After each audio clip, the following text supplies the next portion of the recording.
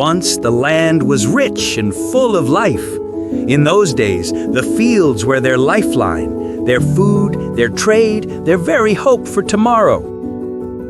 But because of their disobedience, destruction came. Locusts devoured their harvest, and all seemed lost.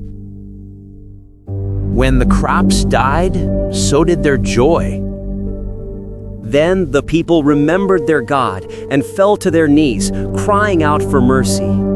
Their hearts turned back to the one who had given them life and land. And then the Lord spoke, "I will restore to you the years the locust has eaten, the years of loss, of pain, of waiting." As his words echoed across the land, the heavens opened. Gentle rain fell upon the dry ground, and hope returned, a promise that what was once lost would live again. God kept his promise. Where there was emptiness, now abundance. Where there was sorrow, now songs of joy. His blessings overflowed, the land, the people, the hearts of all who called upon him. God was not just restoring their land, he was restoring their hearts. He was among them again, their Lord, their Redeemer, their peace. God still restores. Whatever the locusts have eaten in your life, he can make new again.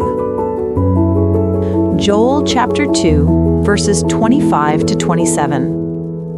I will repay you for the years the locusts have eaten, the great locust and the young locust, the other locusts, and the locust swarm, my great army that I sent among you. You will have plenty to eat until you are full, and you will praise the name of the Lord your God, who has worked wonders for you. Never again will my people be shamed. Then you will know that I am in Israel, that I am the Lord your God, and that there is no other. Never again will my people be shamed.